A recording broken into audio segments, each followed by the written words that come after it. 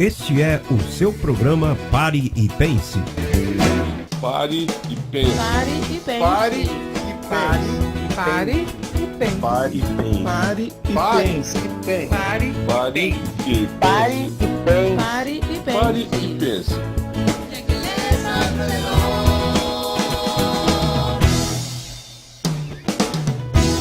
Está entrando no ar o programa Pare e Pense. Pare e pense. Pare e pense. Pare e Pare Pare e pense. Pare e pense. Pare e Pare. pense. Pare e pense. Olá, abençoados! Está entrando no ar mais uma edição do teu programa, do nosso programa, o programa Pare e Pense. Estamos aqui hoje com mais um estudo maravilhoso que, por certo, levará sua mente a outra etapa de glória. Recordando a vocês que o programa Pare e Pense é um programa idealizado pelo Instituto Educacional Dr. José Luiz de Jesus Miranda, a última manifestação de Deus sobre essa terra. Tomou a mente deste véu, iluminou as nossas vidas, iluminou as nossas mentes com as 14 epístolas do apóstolo Paulo. Essas epístolas estavam escritas aí, mas ninguém teve a capacidade de decifrá-la, de descodificá-la e aclarar para nós os mistérios ocultos que um dia foram revelados ao apóstolo Paulo no paraíso, porém ficou aí escondido. E somente José Luiz de Jesus Miranda teve a capacidade de trazer essa informação maravilhosa para a igreja. Por isso nós podemos declarar que reinamos em vida por meio da graça e do apostolado. O estudo que iremos apresentar aqui hoje chama-se Um Decreto de Deus. Pegue aí um papel, uma caneta, para que você possa fazer as anotações bíblicas que iremos trazer aqui para você, explicando acerca de algo muito importante, que é os decretos de Deus para a nossa vida. Antes de entrarmos nesse estudo, gostaríamos de determinar o que vem a ser um decreto. Anote aí: decreto, ordem ou resolução emanada de autoridade superior ou instituição civil ou militar, leiga ou eclesiástica. Segundo, manifestação de vontade, desígnio ou um desígnio divino da parte de Deus. E terceiro, uma decisão, uma determinação. Aí está a definição do que vem a ser um decreto. E o fato em questão que estamos tratando no decorrer deste dia, fala-se de um decreto de Deus, sua vontade estabelecida, uma decisão, uma determinação. Você sabia que após a morte de Cristo na cruz do Calvário, houve uns resultados excelentes para o cristão? Um deles estendeu-se para o nosso espírito e o outro foi designado, determinado para o nosso corpo. Vejamos então isso biblicamente. O primeiro resultado estabelecido para o nosso espírito é de que fomos aperfeiçoados para sempre. Lembre-se disso, é um decreto da parte de Deus e nada e ninguém pode mudá-lo. Vamos então buscar a referência bíblica que nos fala da nossa perfeição no espírito. Alô? Você está vestido de um corpo de carne que apresenta uma série de defeitos. Porém, o teu espírito, ele está perfeito diante de Deus. Aonde está essa evidência? Carta do apóstolo Paulo aos Hebreus, capítulo 10, verso 14. Vamos verificar aí o que diz a evidência bíblica. Hebreus, capítulo 10, verso 14.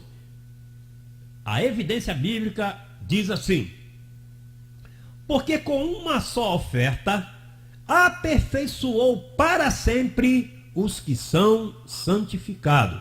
Como já disse aqui, em espíritos estamos perfeitos e completos. Não há que se fazer mais nada a esse respeito. Em sua morte na cruz do Calvário, a igreja foi santificada, regenerada, e em espírito estamos irrepreensíveis diante de Deus. Portanto, os chamados cultos para a santificação, as consagrações, a tal chamada cura interior, abençoado, isso não tem valor algum. Você está santo, irrepreensível e impecável diante de Deus. Aonde que você me garante isso, Josué? É o que está escrito na carta do apóstolo Paulo aos Efésios, capítulo 5, versos 25 e 27. Vamos lá, a evidência bíblica. Carta do apóstolo Paulo aos Efésios, capítulo 5, verso 25 e verso 27. O que diz aí?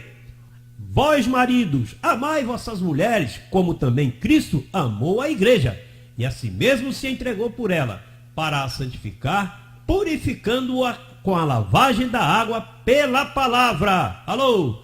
Não é batistério, não é banho na cachoeira, não é batismo em rio. Aqui está dizendo que você foi purificado através da palavra, através de um conhecimento. Para quê, abençoados? Olha o complemento do verso aí. Para apresentar essa igreja, Paulo está dizendo aí, para apresentá-la a si mesmo, igreja gloriosa, sem mácula, nem ruga, nem coisa semelhante, mas santa e irrepreensível. Isso está escrito em Efésios capítulo 5, do verso 25 ao verso 27. Quando Paulo cita a igreja, ele não está falando de templos, não está falando de denominações, mas sim dos que foram escolhidos antes da fundação do mundo. Em sua carta aos Hebreus, ele descreve com muita propriedade essa igreja. Voltamos então à carta de Paulo aos Hebreus, capítulo 12. Hebreus, capítulo 12, versos 22 e verso 23. Vejamos aí o que o apóstolo escreve acerca da igreja de Papai Deus. Está escrito assim: mas chegastes ao monte Sião, e à cidade do Deus vivo, a Jerusalém celestial, e aos muitos milhares de anjos. Quem são esses anjos? Veja o complemento do verso. A congregação dos primogênitos que estão escritos nos céus, e a Deus, o juiz de todos, e aos espíritos justos feitos perfeitos. Diga então comigo: aí estou eu, aí está a igreja de Papai Deus. E aí Paulo está dizendo que são a congregação que está escrita nos céus, os espíritos dos justos feitos perfeitos. Está claro, abençoados, que na morte de Cristo na cruz do Calvário, fomos feitos um com o Senhor. Somos sua propriedade perpetuamente. Em sua primeira carta aos Coríntios, no capítulo 6, verso 17, Paulo determina isso, que nós estamos unidos com o Senhor para sempre. Somos um espírito com ele. Vejamos então essa evidência aí. Primeira carta de Paulo aos Coríntios, capítulo 6, verso 17. Aí está, abençoados. Mas o que se une ao Senhor, um espírito é com ele. Você e Papai Deus são um. Você e ele têm uma identidade única. Isso é decreto da parte de Deus. Ninguém pode alterar isso, abençoado. Falamos então aqui acerca do decreto estabelecido por Deus para o nosso espírito. Vamos falar também do nosso corpo, porque essa matéria, esse vaso de barro que nós temos aqui, ele tem um dono. Você não manda em você. Essa história de dizer que você tem livre-arbítrio para fazer o que quer, não. Papai Deus também tem controle sobre o teu corpo. Embora estejamos em um corpo corrupto, esse corpo é do Senhor. Quando Cristo derrama seu sangue na cruz do Calvário, ele tomou posse desse. Aonde está escrito isso? Nessa carta aí que você acabou de ler. Primeira carta de Paulo aos Coríntios, capítulo 6. Agora você vai ao verso 20, 3 versos mais adiante. O que diz aí? Porque fostes comprado por bom preço. Glorificai, pois, a Deus no vosso corpo e no vosso espírito, os quais, aí está falando no plural, os quais pertencem a Deus. Ou seja, o teu espírito e o teu corpo, eles pertencem a Papai Deus. Seu decreto sobre nós é tão contundente que nem a morte tem o poder de invalidar isso. Algo bem sério. Romanos capítulo 14. Na carta de Paulo aos Romanos capítulo 14, do verso 7 ao verso 9. Veja o que diz aí sobre a soberania de Deus em relação às nossas vidas. Porque aí ele está declarando assim: porque nenhum de vós vive para si, e nenhum morre para si. Porque se vivemos, para o Senhor vivemos. Se morremos, para o Senhor morremos. De sorte que, ou vivamos, ou morramos, somos de quem, abençoados? Somos do Senhor. Porque foi para isso que Cristo morreu e ressurgiu e tornou a viver, para ser Senhor, tanto dos mortos como dos que vivem. Muito importante, isso não depende de nossa vontade. Ele quis e assim o fez. Sabe como que se chama isso? Predestinação. Aonde está escrito isso, Josué? Efésios capítulo 1, verso 5. Vamos ver aí, abençoado. Carta do apóstolo Paulo aos Efésios, capítulo 1, verso 5. Vamos ver aí a predestinação de Deus sobre as nossas vidas. Efésios, capítulo 1, verso 5 diz assim: e nos predestinou para filhos de adoção por Jesus Cristo, para si mesmo, segundo o beneplácito de sua vontade. É bem importante esclarecermos acerca desse verso, porque sempre declaramos aos abençoados: abençoado, você em espírito está salvo para sempre, porque você foi escolhido desde antes da fundação do mundo. Papai Deus te escolheu. Porém, você entrou num corpo corrupto, numa matéria que foi contaminada por Adão. Quando Adão cai em pecado, esse corpo entra em corrupção. Ou seja, a partir do ato de Adão, Satanás tinha poder sobre esse corpo. Então, quando Cristo morre na cruz do Calvário, ele adota esse corpo, ele toma posse desse corpo novamente. Por isso é que Paulo escreve aí que ele nos predestinou para filhos por adoção. Nosso espírito já era de Papai Deus. A carne, por um período de tempo, ela esteve sob domínio de Satanás. Cristo, quando morre na cruz do Calvário, ele toma a posse novamente nesse corpo. Por isso é que declaramos aqui: em espírito somos perfeitos, em matéria somos corruptos. E aí se define o que Paulo fala, lá em Gálatas, né? A batalha da carne com o espírito. Embora ele adotou este corpo para sempre, ele deixou em corrupção. Então, um milita contra o outro para que ambos não possam fazer aquilo que querem. Vamos, a partir deste ponto agora, definir alguns decretos estabelecidos por Papai Deus para as nossas vidas. Baseado nos dois aspectos citados acima, qual é a posição que a igreja deve ter nos dias atuais? Primeiro ponto: depois da cruz, não podemos conhecer a ninguém segundo a carne. Alô? Isso é decreto. Segunda carta do apóstolo Paulo aos Coríntios. Segunda aos Coríntios, capítulo 5, verso 16. Vamos ver aí o que diz a evidência bíblica. Segunda aos Coríntios, capítulo 5, 16, diz assim: assim que daqui por diante quando? Depois da cruz do Calvário, a ninguém conhecemos segundo a carne. E ainda que também tenhamos conhecido Cristo segundo a carne, contudo agora já não o conhecemos deste modo. Este verso, abençoados, esclarece dois pontos fundamentais que infelizmente não vemos ser respeitados dentro das chamadas igrejas. Paulo está sendo explícito em divulgar este decreto.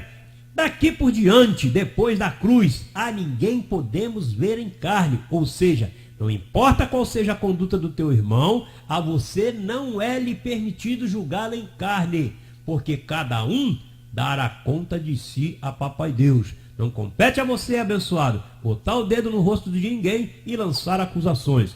Como estamos falando aqui, porque cada um dará conta de si mesmo para Deus. Isso está escrito na carta de Paulo aos Romanos. Romanos capítulo 14, verso 12. Vamos ver o que diz aí. Romanos capítulo 14, verso 12 diz assim: de maneira que cada um de nós dará conta de si mesmo a quem? A Papai Deus. Não é o pastor, o missionário, o apóstolo, o bispo, seja lá o nome que quiser inventar aí. Você não tem que prestar conta da tua vida para ninguém. Você vai dar conta dos seus atos para Papai Deus, porque você é chamado a viver dentro de uma responsabilidade. A segunda parte do verso de 2 aos Coríntios, capítulo 5, verso 16, é de vital importância para definir em que pacto você está vivendo. Muitas vezes o apóstolo era acusado de não querer respeitar a Jesus de Nazaré.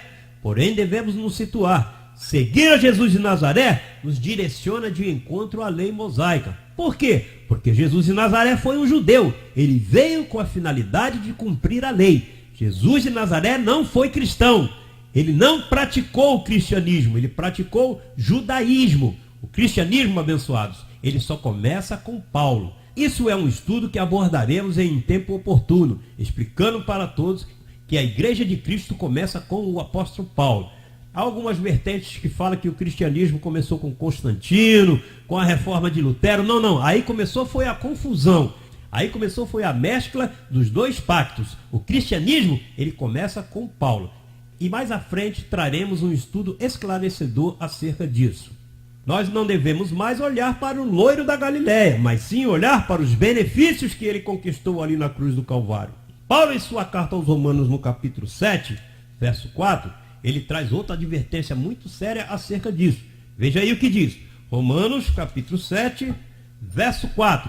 Está escrito assim: assim, meus irmãos, também vós estáis mortos para a lei pelo corpo de Cristo. Como que se chamou o corpo de Cristo, abençoado? Jesus de Nazaré. Então aqui Paulo está dizendo que nós estamos mortos para a lei de Moisés mediante ao corpo de Cristo, para que sejais de outro. Que outro é esse? Aquele que ressuscitou dentre os mortos, a fim que demos frutos para Deus. Você, seguindo os passos do loiro da Galileia, não dará fruto para Deus jamais. Agora, você reconhecendo que ao ressuscitar, ele nos trouxe benefícios fantásticos para a nossa vida, aí sim, você começa a dar frutos. Daí vem a citação que o apóstolo Paulo citou no verso aos Coríntios. E se conhecemos a Cristo segundo a carne, já não o conhecemos desse modo. Mais um decreto de Deus aqui encontramos que é: ninguém pode acusar nem apartar os escolhidos de Deus. Um filho de Deus jamais deve receber acusações e condenações. Podem ter o título que for, pastor, como eu já falei aqui, pastor, presbítero, missionário, apóstolo, bispo, sei lá, o que eles inventarem por aí. Não lhes foi dado a prerrogativa de julgar e condenar um escolhido de Papai Deus. Esse negócio que eu vou te suspender da comunhão, que eu vou te excluir, abençoado, ninguém tem o poder disso. Você é de Papai Deus e ninguém poderá jamais tocar em você. Romanos capítulo 8, verso 33 e 34, nos garante isso. Vamos ver essa evidência? Diz aí, veja aí o que o apóstolo Paulo está escrevendo. Quem tentará acusação contra os escolhidos de Deus? Quem os justifica? Quem é que os condena? Pois é Cristo que morreu, ou antes, quem ressuscitou dentre os mortos, o qual está à direita de Deus e também intercede por nós.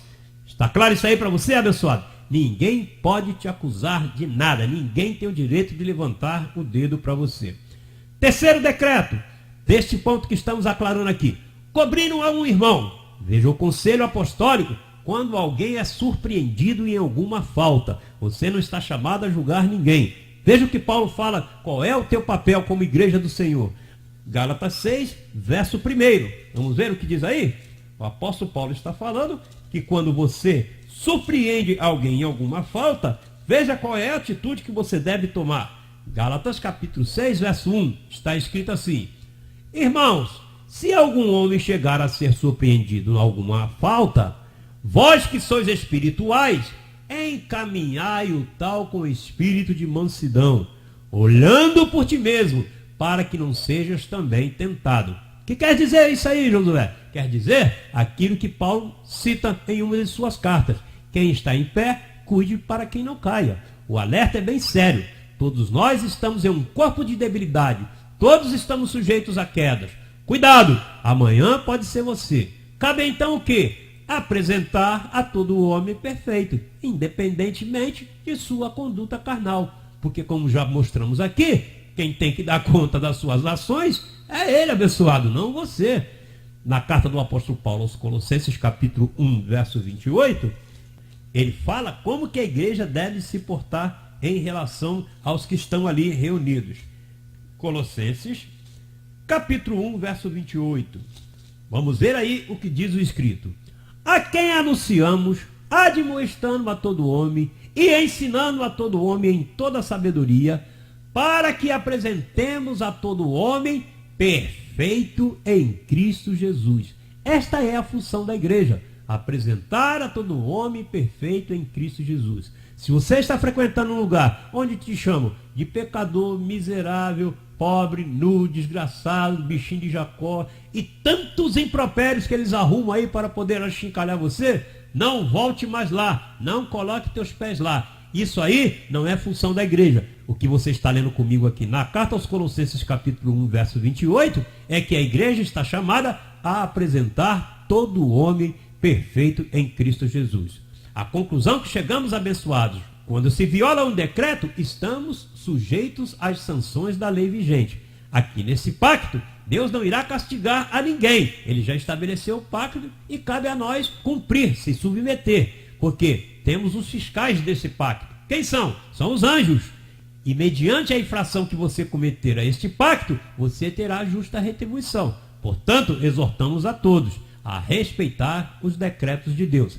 A matemática é simples, abençoados. Tudo que o homem plantar, isso colherá. Paulo descreve em sua carta aos Gálatas, no capítulo 6, verso 7.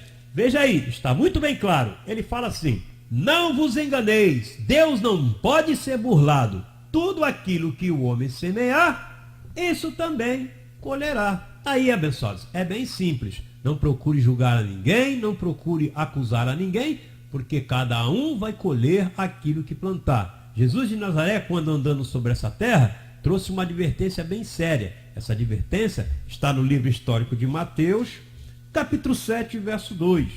Vamos ver qual é a citação, qual é a advertência de Jesus de Nazaré. Mateus, capítulo 7, verso 2. Ele diz bem assim: porque com o juízo com que julgardes, sereis julgados, e com a medida com que tiverdes medido, também hão de medir a vocês. Está claro aí, abençoados? Eu declaro que os olhos do teu entendimento foram iluminados por essa verdade. Continue sintonizado em nossa programação, pois logo, logo voltaremos com outra ministração que, por certo, levará sua vida a outra etapa de glória. Você é um abençoado com toda a sorte de bênçãos espirituais. Um forte abraço.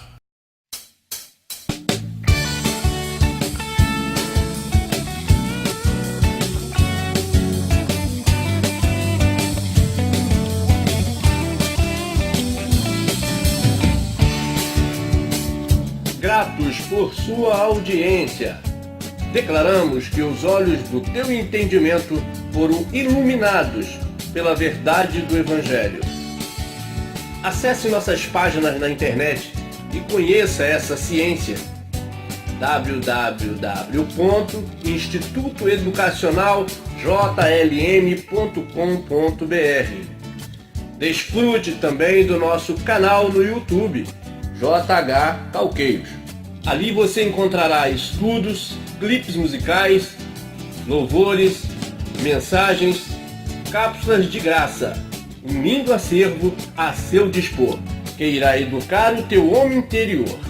JH Calqueios, a ciência de Deus para tratar com o ser humano.